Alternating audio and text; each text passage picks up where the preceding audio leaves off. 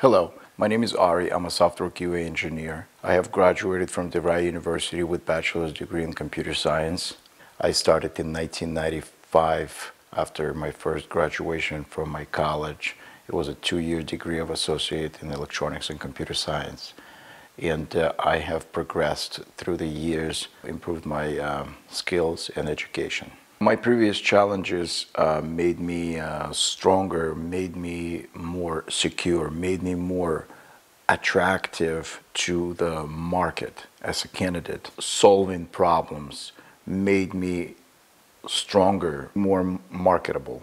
If you would talk to my supervisors and my peers and my colleagues, they would have said that I'm a hardworking person. I am a team player.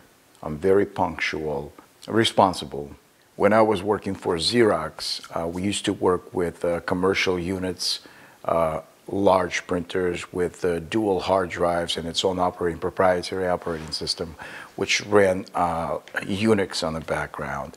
And when I found problems with those units, I immediately reported to the bug tracking system, and in the next Scrum meeting, I was there to present my point of view for improvement of the functionality. My organizational skills are always improving. The only files on my working desktop on my PC are the only files that I'm working currently on. I have designated locations for everything that I used to work and everything that I'm currently working on. As far as my workplace, physical, I would like to have nothing on my desktop, on my physical desk, except for the things that I'm working on right now. From 1 to 5, I would rate my organizational skills 5. When I was working for IBM, I was responsible for the quality assurance of the customer service for the local employees. IBM was contracted with healthcare in California. It was in Sacramento district, and I was responsible for the technical support of the employees. Obviously, with any job, you have angry customers who were actual employees, who were not technical, who had problems with virtual private networks. They had a security issue, they had pop-ups, they had printers, they had operating system issues. And obviously, I had to deal with irritated customers. I listen to the problem, I take notes, I try to connect remotely to their desktop and offer them options of workflow. I isolate the problem, I get to the core of the problem, I solve the problem. If problem is not solved, then I have to report it to my higher management. Virtually every problem is solvable. It's just a matter of time and knowledge of the person who is solving the problem.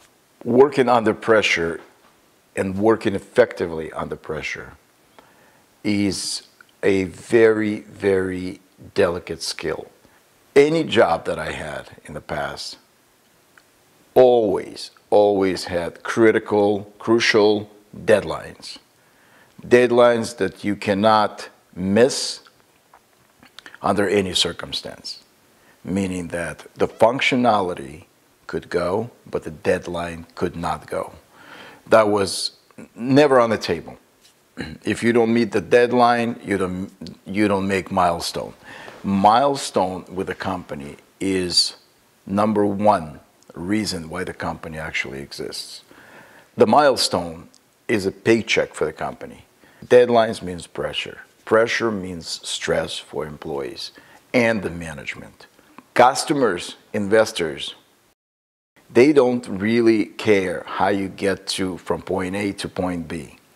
This distance between point A to point B depends on employees and management, all the way from CEO, all the way to the packaging department, to the shipping department. If you have a plan, if you follow those steps, you will never go wrong.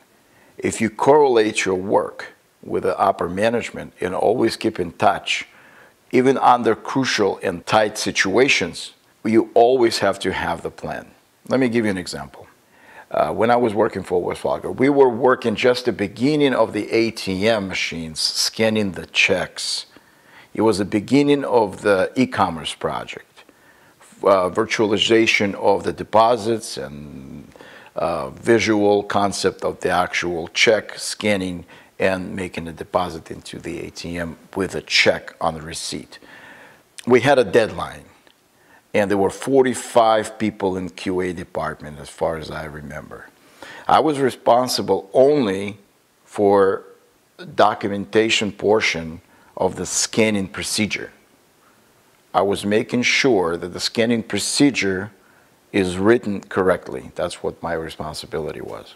We had to work weekends, we had to work overtime, and the way I approached that was I had to be totally in control of my emotions, not to snap emotionally, get plenty of sleep, and I wanted to be on the top of my workflow. Functionality was changing within those 2 months, and bugs were fixed and they were verified, and I had to constantly rewrite, do very regressive and redundant work, including testing the actual functionality and talking to other people who were actually testing those software elements. Here's another example. When I was at Xerox Corporation, I had to also meet deadlines. We had to do it in 3 weeks.